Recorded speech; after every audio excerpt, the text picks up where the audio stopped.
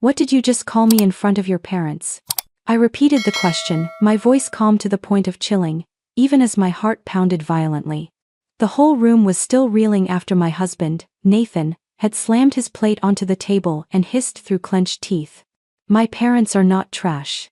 Don't you ever feed them leftovers? My in-laws froze. Their eyes drilled into me, waiting to see how I would crumble under such a blatant insult. But I only lowered my head slightly, curved my lips, and whispered, "How funny, because this food wasn't prepared by me." In an instant, Nathan's face shifted from fury to confusion. The atmosphere felt as though someone had dropped a bomb in the middle of the dinner table. No one in that room knew that this very moment would fling open the door to the filthy secrets he had kept hidden. And from here on, this family would never again be able to keep their perfect mask intact. If you want to understand why Nathan's insult that day left me paralyzed, we have to rewind many years back, when everything still looked like a beautiful dream I believed I was lucky to have. I met Nathan at a business seminar in Chicago. I was 27 then, working as a marketing manager for a startup.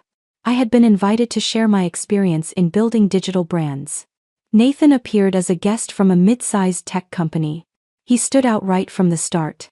Tall, confident, and more importantly, able to make the entire hall laugh with his perfectly timed jokes. But what surprised me was that among the hundreds of people there, Nathan fixed his eyes on me. When the discussion ended, I was gathering my materials when his voice came from right behind me. "Your presentation made me forget to even check my work email. That's the most genuine compliment I can think of." I laughed, a little flustered by such a direct yet endearing opening. We started talking. At first it was polite questions: how the work was, where we came from, views on branding. But soon, I realized he actually knew how to listen, not wait for his turn to speak. That evening, when the guests went out to an Italian restaurant near the river, Nathan deliberately chose the seat beside me. He poured wine, told ridiculous stories about getting lost on a business trip in New York, making me laugh until my stomach hurt. I hadn't felt so lighthearted in a long time. After just a few meetings, I began to notice something different about him. Nathan made me feel like the center of the room, even when dozens of others surrounded us. 1 month later, he asked me to officially date him. I agreed, a little surprised by the speed, but also thrilled. Evening walks in Millennium Park, weekend trips to Lake Michigan, his steady "Did you have breakfast?" texts every morning all painted a romance out of a novel. 3 months in, he took me to meet his family. Their home in Naperville was a red brick house, with a neatly trimmed lawn and rose vines climbing the windows. His father, Richard, was a retired businessman with a dignified posture and a fondness for jokes. His mother, Elaine, was gentle and skillful, her smile always warm. At our first meeting, she hugged me tightly. "From now on, you're not only Nathan's girlfriend, you're our daughter." Those words choked me up. My own parents were retired teachers with a simple life. Being welcomed so warmly by a well-off family made me feel like I had stepped into an entirely new world. Richard quickly proved he wasn't only humorous. He cared in the simplest ways, always asking what I wanted to drink or eat, sharing funny stories from Nathan's youth. Once, he laughed so hard he cried while telling me how little Nathan had tried to start a company by selling lemonade at double the neighbor's price, only to end up drinking it all himself. I sat listening, feeling myself blend in naturally. Elaine pulled me into the kitchen to show me how to make her famous apple pie. I felt welcomed, accepted. As time passed, our bond grew stronger.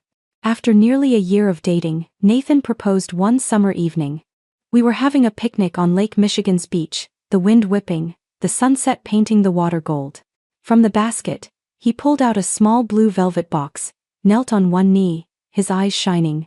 "Beatrice, you make my life more worth living than anything else. Will you marry me?" I nodded without hesitation. The wedding was held the following fall in Richard and Elaine's backyard garden. The sky was clear, white ribbons fluttered in the breeze, soft jazz music played. My parents sat proudly in the front row while my in-laws fussed over every detail. Elaine hugged me tightly. "From today, you are truly my daughter." Both families pooled money so we could buy a small house in the suburbs, not far from Chicago. A white-painted wooden home, with a wide porch and a tall oak in the yard. I remember standing on the steps the day we signed the papers, trembling with happiness, thinking, this is the dream I've always longed for. Our first night there, We sat on the bare floor, eating pizza from cardboard boxes, laughing as we imagined the future, family photos on the wall, children's footsteps in the living room, the smell of morning coffee filling the kitchen. Nathan wrapped his arms around me, whispering, "We'll have it all, B. I promise." In that moment, I believed him completely. I believed in what we were building. I thought with love, with both families' support, my life had entered a new chapter, bright, hopeful, but I had no idea that behind the perfect facade, cracks had already begun to show, cracks I was too blind to see. Pregnancy at first felt like a miracle. I still remember the morning I held the test with 2 red lines, my heart racing, hands shaking so badly I had to sit on the bathroom floor. When I told Nathan, he swept me up, spinning me around the kitchen like a child. He laughed, promised he'd be the best father, that he'd work harder so our baby could have everything. At first, he did take on extra shifts, coming home late but always bringing flowers or my favorite snacks. He proudly told friends he was going to be a dad, his eyes glowing. I told myself, he's doing this for the family. But as time went on, the joy faded into exhaustion I'd never imagined. I was vomiting constantly, barely able to keep any meal down. My body felt heavy, my head spinning, even small chores like wiping the sink or hanging clothes left me drenched in sweat. Nathan was home less and less. He said he was working overtime, that the new project was intense. I tried to believe him, but every night I watched the clock tick past 9, almost 10 p.m. before the door finally opened. He walked in, a strange perfume lingering, but I was too drained to ask. The housework piled on me. At first, Nathan said he'd take care of everything: laundry, cooking, cleaning. And for a few weeks, he did, even making me honey lemon water every morning. But gradually, things slipped back. Dishes stacked high, dirty laundry overflowing, trash cans full. I scrubbed the floor while gagging, my back aching as if it would snap. One evening, I was so exhausted, I collapsed on the bathroom floor. The shower water ran, steam suffocating me. I tried to stand but blacked out beside the tub. When I opened my eyes, Nathan was in the doorway. I expected a hug, a worried question.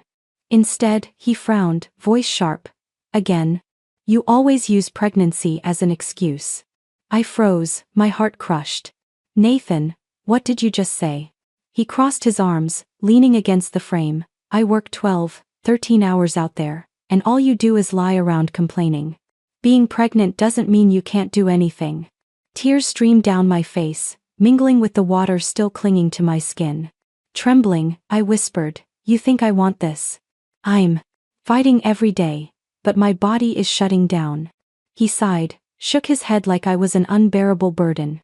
Without another word, he walked away, leaving me on the cold tile floor. That night, I lay awake, staring at the ceiling, listening to the ticking clock. A wave of pain and humiliation rose inside me. I had imagined a husband who would hold my hand through the hardest days. Instead, I felt more alone than ever. A few days later, nothing had improved. Nathan still left early and came home late, leaving me to struggle in the empty house. I kept telling myself he was under pressure at work. But deep down, I knew he had changed. One morning, after throwing up violently, I looked in the mirror and saw a pale, gaunt face. I no longer recognized the woman who had once been strong, who had once believed she had found happiness. I called my mother. The moment she said, "B, are you okay?" my tears spilled over. I couldn't hold back and told her everything, the exhaustion, the cruel words, the empty nights. On the other end, she stayed silent for a long time before finally saying, "My daughter, no one deserves to be abandoned at their most vulnerable. If staying hurts you, come home. There's always a room here for you." That night, when Nathan came back, I gathered my courage and said, "I'm going to stay with my parents for a while. I need quiet. I need to rest." He looked up, slightly surprised, then shrugged, "Do what you want. Go wherever you like." No attempt to stop me. No sign of care. I packed my suitcase, carefully tucking in, even the tiny things for the baby growing inside me. Early the next morning, my father drove over to pick me up. As I rolled the suitcase down the porch steps, its wheels squeaking, Nathan was still fast asleep in the bedroom. In the back seat, I cradled my belly, the only sound the steady hum of the car. My father didn't ask anything. He simply reached one hand back and held mine. His palm was warm, steady, like a promise that I wasn't alone. When the car stopped in front of the house, my mother was already waiting at the door, holding a thick blanket and a jar of lavender cream I had known since childhood. Stepping into my old room, seeing the pale blue floral curtains still hanging like in my teenage years, I finally allowed myself to sigh. I collapsed onto the bed, and for the first time in weeks, felt the tension ease from my shoulders. In that moment, I knew I had chosen right. I had left the house once called a home, to find peace where it all began. And I promised myself, for my child, I would not let myself fall again. I stayed at my parents' home for more than 2 weeks. At first, I drifted in and out of restless sleep, sometimes waking in the middle of the night to press my hands over my belly, as if making sure that at least one life was still tied to me. My mother prepared every small meal, cooking chicken porridge, making ginger lemon tea, leaving it by my bedside. My father often lingered on the porch, reading the paper, but whenever I passed by, he looked up and smiled, reassuring me. That quiet felt like a blanket wrapped around me, reminding me I still belonged somewhere. I didn't contact Nathan. Partly out of pride, partly because I couldn't bear to hear words that would tear me open again. I sent him a short message. I went to the doctor. The baby is developing well. That's all I want you to know right now. That message was never answered. One afternoon in early May, while I was folding newborn clothes my mother had bought at a local shop, the doorbell rang. My mother went to open it, then called, "Bee, you have visitors." I thought it was a neighbor or an old friend. But when I stepped into the living room, I froze.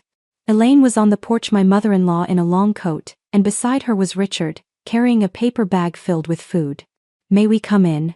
Elaine asked, her eyes carrying a rare trace of worry. It felt like 2 worlds colliding. My mother quietly stepped back to give us space.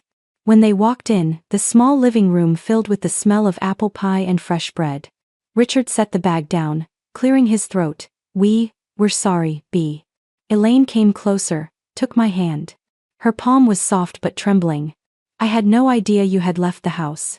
Nathan didn't say a word. We only found out when we stopped by and saw it empty. I had to press him, and only then did he admit you were here. My heart tightened.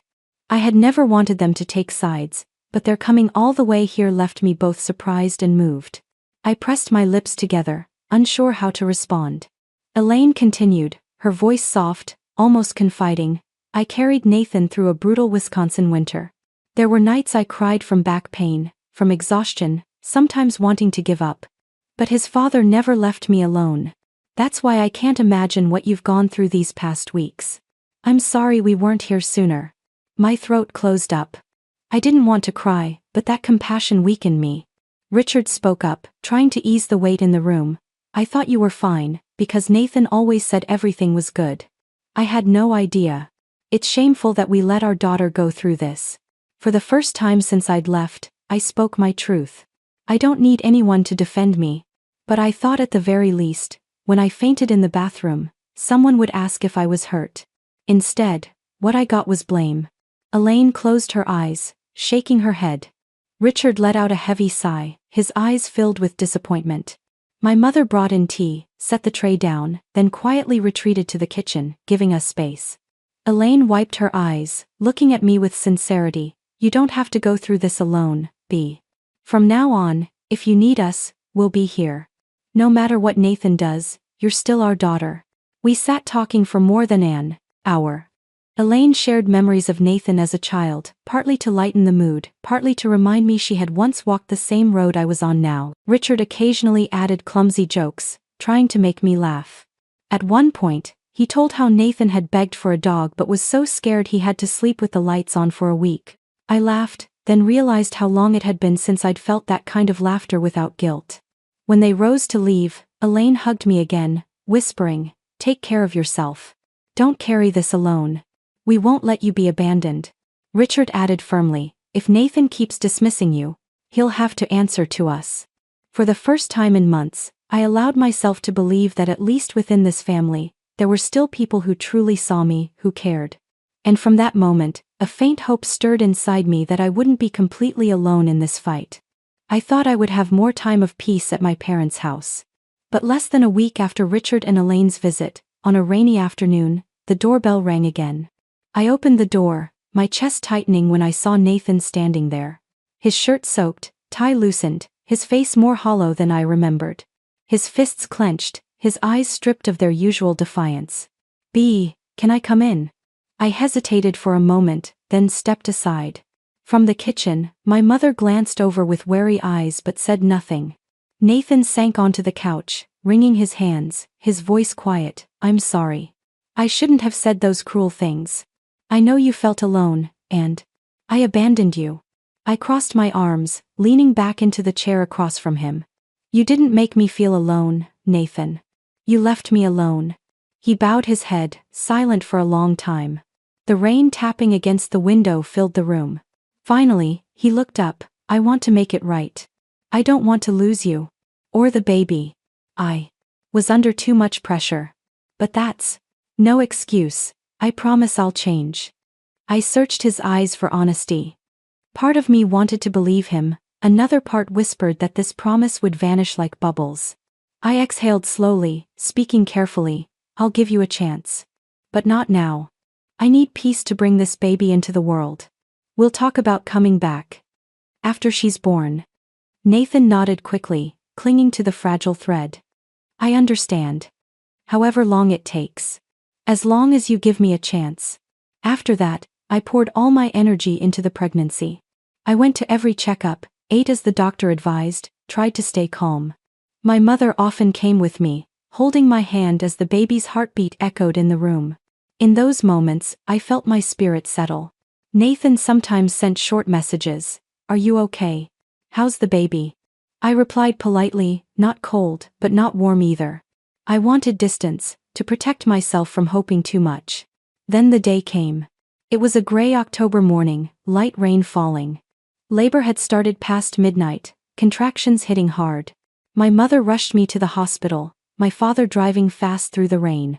In the delivery room, lights blazed, the smell of antiseptic thick in the air. I gripped my mother's hand, sweat pouring. The pain ripped through me, every minute a battle. Time dragged 10 hours, 12, then 14. I was nearly spent when finally, a cry rang out. A tiny, mighty sound, filling the room. My daughter Amelia entered the world on a heavy rainy morning. My mother burst into tears, and I laughed through mine. The nurse placed the baby in my arms. Tiny, red, but with eyes that fluttered open, seeming to look straight at me. My heart melted. The door swung open. Nathan rushed in, his coat still wet from the rain. He froze, then slowly stepped forward, his eyes uncertain. When he heard Amelia's cry, his eyes reddened. He reached out, touched my shoulder lightly, his voice trembling. "I came late. But, oh, she's perfect." I looked over. Tears streamed down his cheeks. For the first time, I saw Nathan fragile. In that moment, he seemed truly like a father. I let him hold Amelia. He trembled as if afraid of hurting her. I saw his lips move, whispering something only he could hear. And for a brief second, I let myself believe, maybe things would change. The first days after birth were a whirlwind. Amelia cried endlessly through the night. I struggled to nurse, my body ached, the stitches pulled with every step. But holding her, breathing in the sweet scent of newborn skin, I felt I could endure anything. Nathan stayed with me in the hospital for 2 days. He changed diapers, rocked Amelia so I could nap, even prepared formula when I was too drained. Once, I looked over and saw him dozing in the chair beside the bed, Amelia cradled in his arms. That sight softened my heart. When we were discharged, we brought Amelia back to the little house. The room I once found cold was now filled with tiny things, a white crib, stuffed animals, floral blankets. I held my daughter, thinking maybe this family had found a new beginning. That first night home, Nathan wrapped his arms around me from behind, whispering, "I know I've made so many mistakes. But from now on, I'll be different. I promise." I closed my eyes, letting myself believe that promise. With rain tapping on the roof, I wanted to believe that this time, we could truly start over. In the first days after Amelia's birth, Nathan truly surprised me. He held her with almost nervous care, clumsily but earnestly prepared bottles, even set alarms to wake with me at night. Sometimes I caught him pressing a kiss to Amelia's tiny hand, his eyes glistening. Then, I thought, Maybe he really had changed. But it all faded like a dream. Amelia had colic hours of crying with no clear reason. She screamed through the night, her cries cutting deep, testing the limits of anyone's strength. I stayed awake, hands shaking, as I paced the living room, back aching, eyes burning.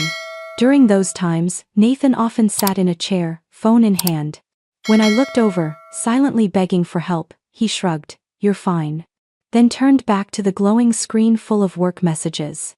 One night, I was rocking Amelia, desperate to soothe her, when a Slack notification chimed. Nathan immediately left the bed, opened his laptop, and began typing furiously. I watched his silhouette in the screen's glow, feeling as if an ocean stretched between us. My body was breaking down.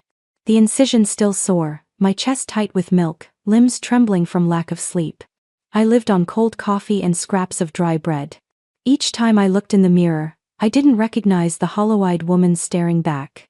One evening, Amelia cried from 6 p.m. until nearly midnight. I carried her, whispering over and over, "Shh, Amelia, Mommy's here." Tears dripped onto her cheeks, hot and bitter. My head spun, my body passed its limit. As I stepped through the bedroom doorway, my vision went black. I clutched Amelia to my chest and collapsed onto the floor. Her wail pierced the air. When I opened my eyes, my mother was holding Amelia, her voice trembling as she called my name, "B. Can you hear me?" I forced myself up, lips parched. She set Amelia in the crib, then helped me lean against the wall. Her eyes burned with both anger and worry. "Why didn't you tell me? You can't endure this alone." I cried like a child, my head on her shoulder. My whole body felt broken, but the sharpest pain was Nathan's absence. He wasn't there. Still at the office, still glued to work. My mother wiped my tears, her tone firm. "A real husband doesn't let his wife collapse like this. You have to think about your health and Amelia's." I knew she was right. But my heart was trapped between fragile hope and crushing despair. Nathan came home close to 2 a.m. I sank into the couch, hair tangled, eyes swollen. He looked at me, surprised. "You're still awake." My mother was still there, Amelia in her arms. She didn't hide her anger. "My daughter nearly fainted holding your baby. Where were you?" He stammered. "She was crying so much. I had to finish work." My mother cut him off, her voice steel. "No excuse matters more than being here. My daughter needs a husband, my granddaughter needs a father. If you can't do that, my husband and I will." Nathan stayed silent. He looked at me, but his eyes held no remorse, only discomfort at being caught. When my mother carried Amelia to another room, I finally spoke, my voice raw. "Do you know what I've been waiting for? Not money. Not promises. Just a hand holding mine when I was about to fall. But you weren't there." Nathan ran a hand through his hair, sighed. "I'm exhausted, bae. Work is crushing me. I don't know how to balance it all." I gave a hollow, bitter laugh. "And me? You think I can balance it, sleeping 2 hours a night, our baby screaming her lungs out, my body breaking down? Do you think I get to say, 'I'm too tired, I can't do this'?" Nathan said nothing. The room filled with the ticking clock, pressing against every heavy breath. From then on, my mother came more often. She cooked soup, cleaned, rocked Amelia so I could nap. Some nights she stayed over, sleeping on the sofa to make sure I didn't collapse again. My father quietly replaced hallway light bulbs, checked locks, small things Nathan never noticed. Inside, I felt both grateful and devastated. Grateful my parents had never abandoned me. Devastated that the man I called husband, the one who should have been my anchor, had vanished, while their aging hands carried me instead. Every night, after Amelia finally fell asleep, I lay awake. My mother's footsteps on the wooden floor, my father's soft snoring in the next room, proof that I still had somewhere safe. Yet in the same house Nathan and I had built, I felt only emptiness. Each time he returned, he'd drop his bag, crack open his laptop. Keys chattered louder than the baby. The smell of office coffee mixed with some unfamiliar scent on his collar. He dropped his bag, opened his laptop, the clatter of keys drowning Amelia's cries. When I looked at him, hoping he might step closer, take the baby, hold me, it shattered with one cold line: "You handle her, I've got urgent work." That sentence was a verdict. He believed I could handle it. That I should. That I needed no one. But the truth was, I was unraveling. Night after night, I cradling Amelia, listening to the wind howl outside the window, my heart racing. I longed for a hand to hold mine, a look to say I wasn't alone, but all I had was the indifferent back of the man who once promised to walk with me for life. I was grateful my parents never abandoned me, but that gratitude was laced with shameful pain. To be loved, I had to be their daughter again, not Nathan's wife. And in those endless nights, one thought grew clearer: this marriage was no longer a refuge. It had become a steel cage. And I, though exhausted, would have to find a way to unlock it. The exhaustion dragged on until I barely knew day from night. Yet Nathan still found ways to push more weight onto me. One evening, as I had laid Amelia in the crib, my eyes stinging from lack of sleep, Nathan walked into the living room and tossed his car keys onto the table. "This Saturday my parents are coming over. Prepare a proper meal, all right?" I looked up, my voice hoarse. "I can ask my mom to cook." He frowned, shaking his head. "No, you have to do it yourself. My mother notices everything. I don't want them thinking you can't handle a simple lunch." I bit my lip, staying silent. Inside me rose a bitter ache. He never asked if I still had the strength, only cared about what his parents would think. The next day, I began preparing. I opened the fridge and lingered there a long time, not knowing where to start. My body was so exhausted that even slicing a few vegetables made my hands tremble. Amelia cried non-stop, forcing me to abandon everything. At last, I sighed and slumped into a kitchen chair. I knew I couldn't manage on my own. So Saturday morning, I called a high-end deli in town and ordered a large tray of carefully prepared dishes: rosemary focaccia bread, prosciutto, imported cheese, herb-marinated olives, and a few beautiful mixed salads. I even stopped at the flower shop and picked a bouquet of white tulips for the table. I told myself, this was all I could do right now. That afternoon, as I was setting the food on the table, the doorbell rang. I quickly wiped my hands and opened the door. Richard and Elaine stayed there, smiling, their arms full of bags. "Surprise!" Elaine cheered, holding out a large box. "I thought you could use some help, so I ordered a few things from the deli." I blinked, looking down at the box she handed me. It was exactly what I had ordered that morning. Richard grinned, raising a paper bag in his hand. "And a nice bottle of white wine too. Today's going to be a feast." I couldn't help it, something inside me melted. I invited them in and set everything on the table. Elaine gently took Amelia from my arms, soothing her with natural tenderness. Richard took off his coat, opened the wine, and told jokes that lightened the heavy air in the house. "You look exhausted, Bea," Elaine said softly when she saw the dark circles under my eyes. "Lie down on the sofa for a bit, let me watch Amelia." "But, lunch." "Don't worry," she waved her hand. "We've got everything covered." I listening to Amelia giggle in her grandmother's arms while Richard carefully arranged the food on plates. The faint scent of white wine, his low laughter filling the room. My eyelids grew heavy. I let myself relax. I drifted into a nap, Elaine's gentle humming still in my ears. I woke to the sound of the door opening. Nathan had come home. He stopped short when he saw the table full of food. His eyes flicked to me, then to his parents, then froze on the tray. His face darkened. "What is this?" he nearly shouted. "You bought takeout. I told you to cook it yourself." Before I could answer, he stepped forward, reaching for the tray. "This doesn't deserve to be in front of my parents. I'll throw it out and make something else." I shot up, my voice cracking. "Nathan, don't." But before I could say more, a deep voice cut through. "Put it down, Nathan." Richard lingered there, a glass of wine in hand, his gaze sharper than I had ever seen. Elaine still held Amelia, but her tone was icy. "The food you're about to throw away. We bought it." Nathan spun around. "You bought it?" "That's right," Richard said, each word deliberate. "I paid for it. Your mother picked the dishes. And Bea did the right thing, she let us handle it because she needed rest." Elaine looked straight at her son, her voice trembling with anger.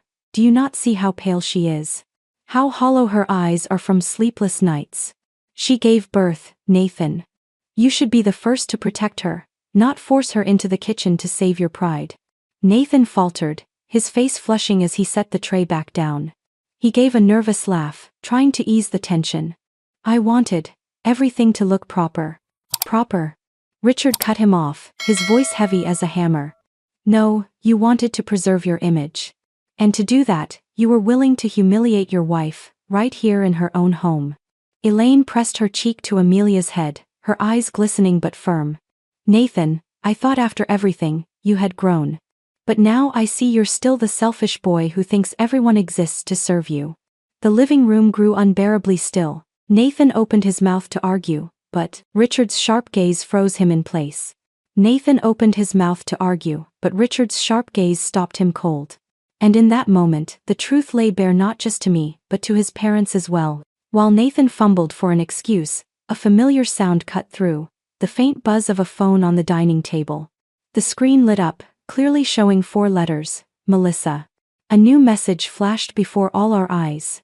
I felt my heart pound, while Elaine standing closest picked it up. She moved slowly, deliberately, frighteningly calm. She raised her head, looked straight at her son, and read aloud, each word like a blade. You left your jacket here. I can't wait until next time. My hands went cold. I turned to Nathan. He was frozen, face drained of color. My own voice rang out, low and steady, how long? The question hung heavy. Nathan avoided my eyes, his hands trembling, lips moving but no words coming. Richard stepped forward, his voice hoarse with restraint. Answer, don't stay silent in front of your wife. In front of us. Nathan inhaled, then exhaled a defeated sigh. Since you went to your parents. My chest tightened. I gave a bitter laugh. So while I was lying in a hospital bed, clutching my belly through contractions, where were you? At the office late, or with Melissa? Nathan stammered, listen. I didn't mean. It started because I was so lonely. Elaine gripped the phone, her voice trembling with fury, lonely. You dare say that in front of your wife, the woman who bore your child, who fainted from exhaustion, while you disappeared. Richard's jaw clenched, his face red. You betrayed her while she was pregnant. What could be more vile? Nathan moved toward me, his hand reaching, desperate to take mine. I was wrong. I admit it. But I don't love her. I got carried away. I swear I never meant to leave you or Amelia. I stepped back, dragging a chair between us. Don't love her. Then why was there a second time, a third enough for her to write, I can't wait until next time? Nathan's words stuck in his throat, panic flashing in his eyes. He turned to his parents, pleading, I lost my way. Please believe me, I'll stop. But Elaine was no longer the gentle mother. She set the phone on the table, each word striking like iron. You betrayed your wife. You betrayed us for trusting you were man enough to be a husband, a father. Richard crossed his arms, his gaze full of contempt. Nothing is more disgraceful than letting your wife and parents see you stripped bare in lies. My hands trembling, but my voice strangely calm. You say it was just because you were lonely. Do you even know what real loneliness is? It's sitting in the dark, rocking a crying baby all night, staring at an empty chair, listening for footsteps that never come home. That's loneliness. And you left me to endure it alone. Nathan held his head, collapsing into the chair. I'm sorry. I don't know what else to say. Elaine clutched Amelia tighter, her gaze softening at the baby, but turning icy toward Nathan. Whatever you say now means nothing. The truth is you left your wife alone, and this child without a real father, from the very moment she cried her first cry. The weight in the room was so heavy I could hear the rain outside the window. I looked at my daughter sleeping peacefully in her grandmother's arms, then turned to Nathan. I'll ask you one more thing. Are you ending it with her today? Nathan looked up, eyes red. Yes. I'll end it. I don't want to lose you and Amelia. Richard waved a hand, his voice cold. Enough. You've said too many things you will do and done nothing. It's not about belief anymore. B is the one who decides, she's the one who endured it all. I spoke each word clearly. I will not live under the same roof with someone who betrayed and abandoned me. You chose Melissa. Now choose the door. It was as if Nathan had been slapped. He looked at me, then at his parents, searching for rescue. But Elaine turned away, kissing Amelia's forehead, and Richard stood tall, eyes like steel. Listen, Nathan. These are the consequences you brought on yourself. No one spoke again. The rain beat down on the roof, washing away the last illusions I had about this marriage. The living room stayed heavy. Nathan sat slumped, face buried in his hands. Amelia slept soundly in Elaine's arms, unaware of the world cracking apart. I leaned against the table, my heart racing, but each beat bringing a clarity I hadn't felt in a long time. Richard stared at his son for a long while. His eyes no longer carried their usual kindness, only raw disappointment. Then he turned to me, his voice low but steady. "B, do you want him to stay or go?"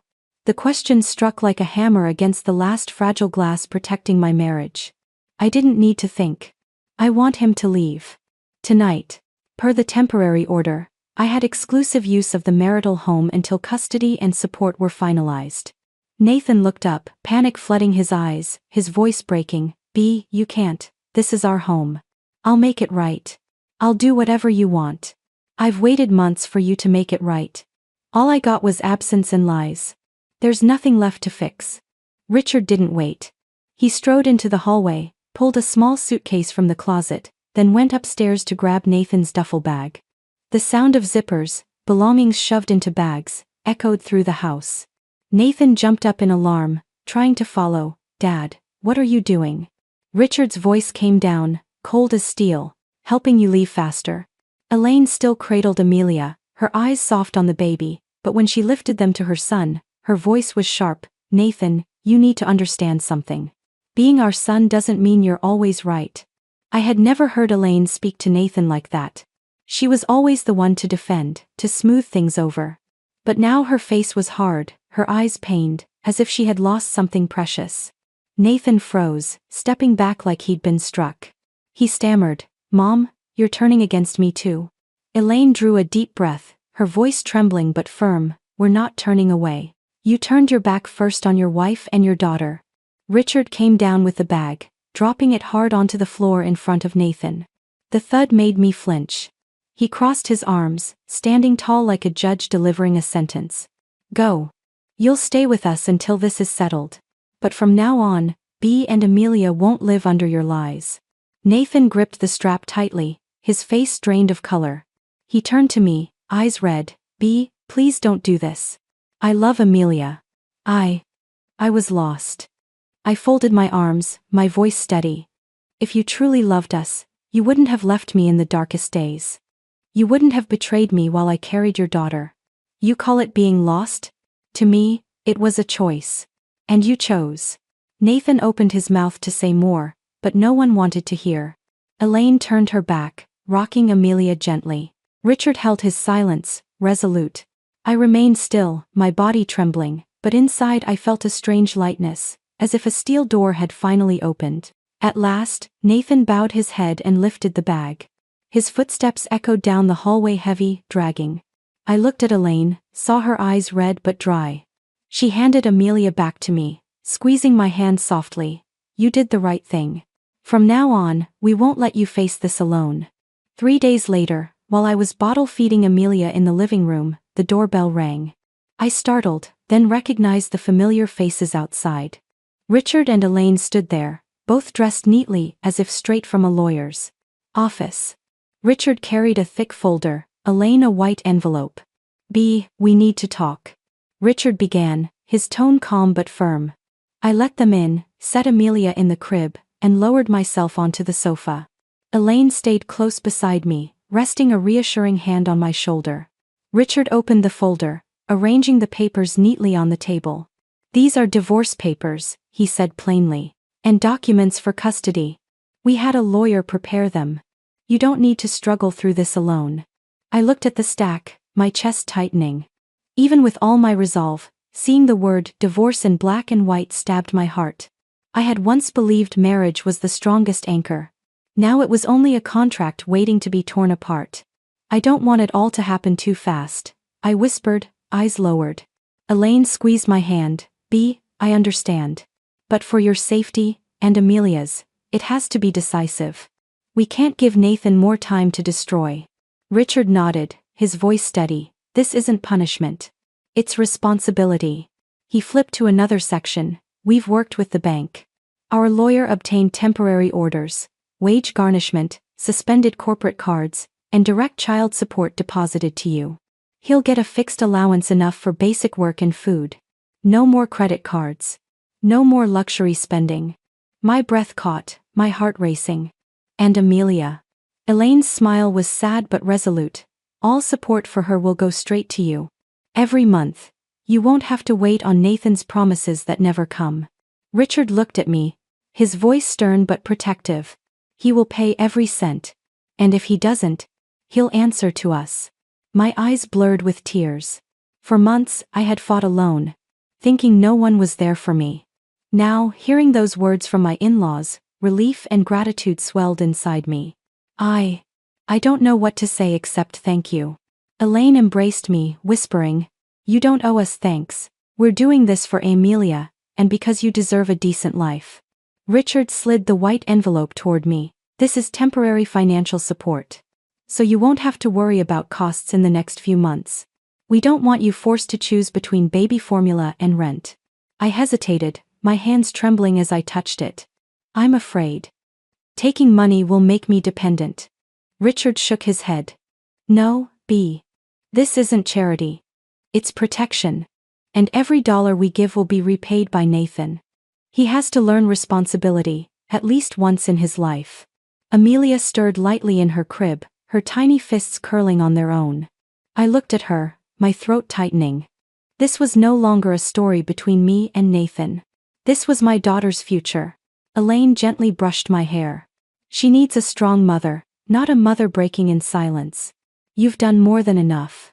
Now let us carry some of it." Tears streamed down my face.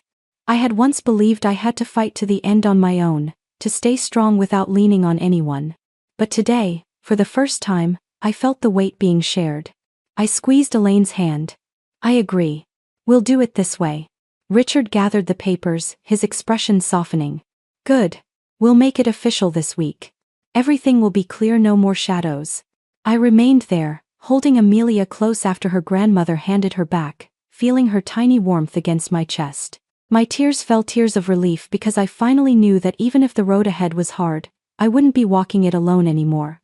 In the days after signing the papers, I tried to focus on Amelia and on myself, but news of Nathan reached me through different channels, not because I sought it out, but because our small worlds still overlapped.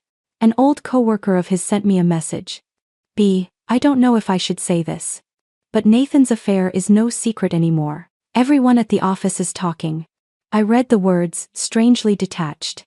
Before, the thought of others knowing would have filled me with shame. Now, I didn't see it as my disgrace but Nathan's truth to face.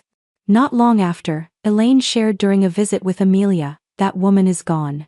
She left the moment she found out. Nathan's credit cards were cut off. Left a few cold messages, then blocked him." I wasn't surprised. Lies born in deceit also end in deceit. Nathan's career began to crumble too. Rumors of his affair, the disdain in colleagues' eyes, all of it stripped his reputation. In the end, the HR reassigned him to internal admin work. The promotion track vanished. To basic internal work, no more chances at advancement. A man once proud to boast of climbing towards senior management now slumped in a cramped office, filing papers like a rookie. Richard told me he needed to learn what consequences feel like. I heard Nathan had rented a damp basement apartment near the bus stop. Mold on the ceiling, water-stained walls, a tiny window barely letting in light. A former co-worker of mine happened to pass by and said, "I saw Nathan waiting for the bus in the rain, shirt wrinkled, shoes soaked. He looked like a completely different man." I felt neither joy nor pity. While Nathan wrestled with reality, I rebuilt life for Amelia and myself. Every first day of the month, my phone buzzed with a short message from Elaine. "Child support is deposited." The money arrived, not by fleeting kindness, but because a system now forced Nathan to be responsible. One afternoon, in the park near our home, I rested on a bench, Amelia sleeping peacefully in her stroller. I opened my phone, saw Elaine's familiar message, and smiled softly. Relief washed over me, not because of the money, but because of the certainty we were not abandoned. My mother handed me a warm cup of coffee. "You see, we keep moving forward." "Yes, Mom." Not because of Nathan, but because of those who truly choose to stay. Deep down, I knew the image of Nathan standing in the rain, clutching that worn bag, would always haunt me as a bitter lesson. But it was also a reminder that I was right to stop walking with him toward the abyss. I bent down, kissed Amelia's forehead. She stirred, then wrapped her tiny fingers around mine in her sleep. The day I moved into our new apartment, the late spring sky was clear and blue. The unit was on the third floor of a small building near the park, with a big window overlooking young oak trees sprouting fresh leaves. Morning light streamed through, spilling across honey-colored wooden floors, making the whole room glow. I carried Amelia inside, laid her in her crib. I had lined the walls with cream wallpaper dotted with white clouds, set up a small bookshelf full of picture books and stuffed animals. She was too young to read, but I wanted her to grow up in a space filled with stories and imagination. Teddy bears and bunnies were arranged neatly in rows, silent guardians of her sleep. My mother came in, setting down the last box with a satisfied smile. "This apartment suits you, B. The light, the air, everything feels right." I nodded, a gentle smile forming. "I want Amelia to grow up somewhere peaceful." Elaine arrived too, bringing a small potted plant she set on the windowsill. "A little green will make the room feel alive," she said, her gaze tender. "This is a new beginning." That evening, with Amelia asleep in her crib, I looked around the quiet apartment. After months of chaos, the quiet no longer felt hollow. It wasn't the haunting absence of warmth, but true peace. A stillness that belonged to me, chosen by me.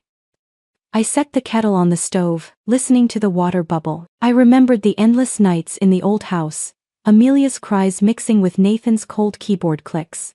Back then, I feared the hush that without footsteps or voices, I'd collapse. But tonight, in this small kitchen, I understood the hush could also comfort me when it's filled with peace. My mother reappeared, seeing me deep in thought. "What's on your mind?" I smiled faintly. "I think. For the first time, I can hear my own heart." Elaine came over, gently squeezing my hand. "B, you've been through so much. But the fact that you're standing here proves you're stronger than you think." I turned, watching Amelia sleep, and whispered, "I don't regret leaving. The only thing I regret is shrinking myself for so long, enduring too much. But I don't regret choosing peace." Elaine squeezed my hand tighter, her eyes shining with pride. "Daughter, that's not an ending.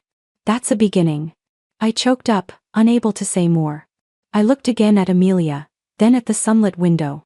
Inside me, a small flame flickered, gentle but steady, lighting the path ahead.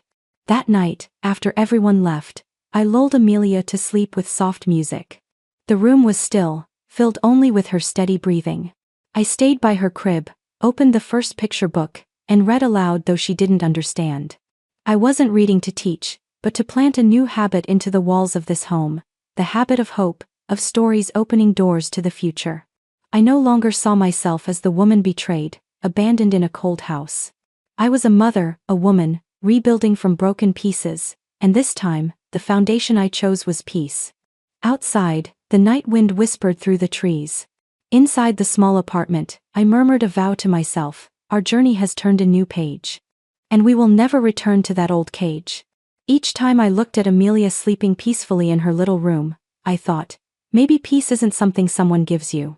Maybe it's what you claim for yourself, when you finally have the courage to say, enough.